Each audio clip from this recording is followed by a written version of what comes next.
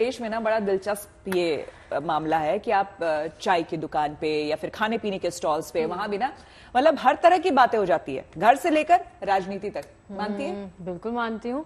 लेकिन किस मुद्दे पे चर्चा होती है ये बताइए, ये ज्यादा तो खास है। पान की दुकान पे भी प्रधानमंत्री की चर्चा सुनी है। चाय की दुकान पर ज्यादा होती है तमाम बातें कि कौन प्रधानमंत्री लेकिन ऐसा क्यों है कि खाने पीने के टेबल पे ही अक्सर चर्चा की जाती है, खाने पीने के डिशेस के साथ माइंड रिलैक्स होता है और आप अच्छा खा भी रहे होते तो अच्छा बोल भी पाते हैं, सोच भी पाते हैं, अच्छे थॉट्स आ रहे होते हैं। चलिए तो देखिए अच्छे थॉट्स। अभी तो देखिए दिल्ली की अगर बात करें तो यहाँ सिर्फ और सिर्फ चुनाव की बात हो रही है क्योंकि दिल्ली में चुनाव होने वाले हैं। ऐसे में आज हम आपको लिए जा रहे हैं दिल्ली में एक खास जगह। इस जगह का नाम क्या है? शंकर मार्केट। आप गई हैं कभी? मैं गई नहीं हूँ लेकिन मैंने सुना बहुत है। हमारे पंजाब में ना कहते हैं कड़ी चौल राजमा चावल राजमा चावल। तो आज हम आपको राजमा चावल खिलाएंगे। और वहां पे क्या कुछ चुनावी चर्चा चल रही है, चलकर देखिए।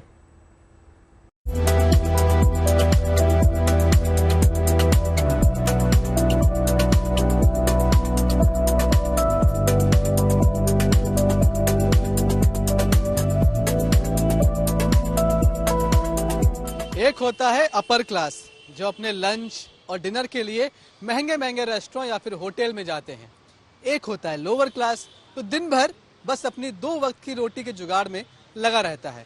और इन दोनों के बीच में होता है हमारा मिडिल क्लास, यानी कि शायद मैं और आप।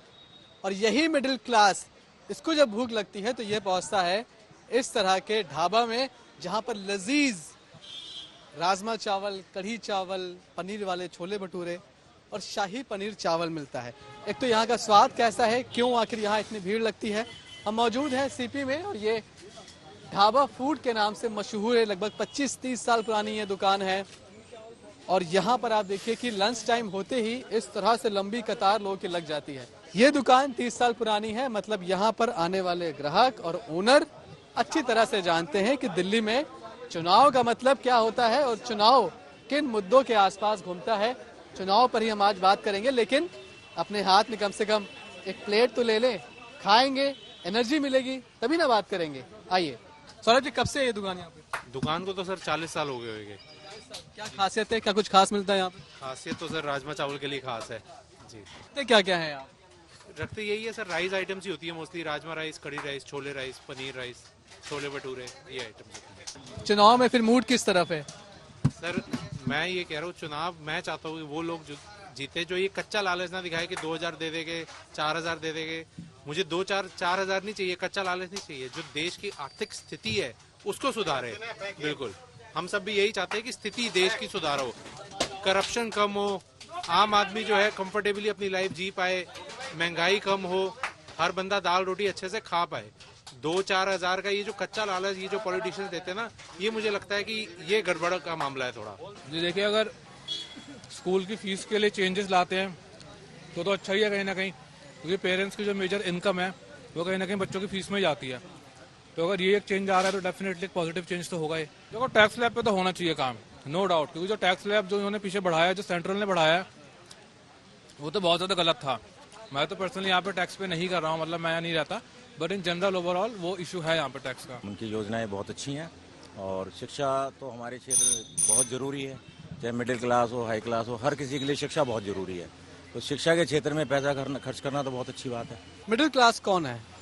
हम जैसे नॉर्मल वर्कर जो डेली के कुआं खोद के पानी पीने वाले बंदा है।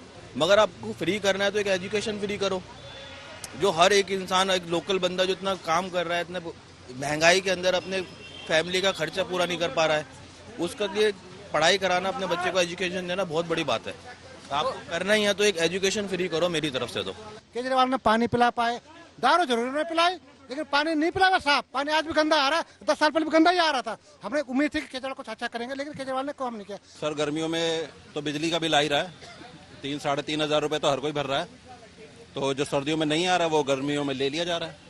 पहली बार ये मिडिल क्लास का मुद्दा आया है।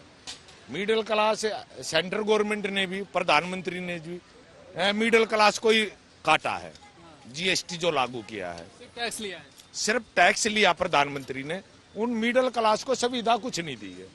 ये कम से कम केजरीवाल जी ने ये मुद्दा उठा करके कम से कम एक मिडिल क्लास के लिए भी सोचा है कि आप मिडिल क्लास से उससे दिन भर का हिसाब किताब या महीने भर का हिसाब किताब पूछ लीजिए तो वो आखिर में बोलते हैं कि भैया आमदनी अठन्नी और खर्चा रुपया, पता नहीं पैसे कहाँ गए, सैलरी कहाँ गई, बचा कुछ है नहीं। और इसी दुखती नब्ज को पकड़ लिया है अरविंद केजरीवाल ने। क्या सही नब्ज उन्होंने पकड़ी है? क्या इसी नब्ज को पकड़कर वो इस चुनाव में अपनी नैया पार लगा जा पाएंगे? देखने वाली बात होगी कि फिलहाल कई लोग इस मसले पर बटे हुए हैं। कई लोग कह रहे हैं कि चलो कम से कम आम आदमी पार्टी आम आदमी की बात तो कर रही है, तो कई लोग कह रहे हैं कि वो तो पहले भी बहुत कुछ कहते रहे हैं, किया कुछ है नहीं, न जाने अब जो बोल रहे हैं करेंगे या फिर नहीं। तो फिलहाल आज के लिए इतना ही।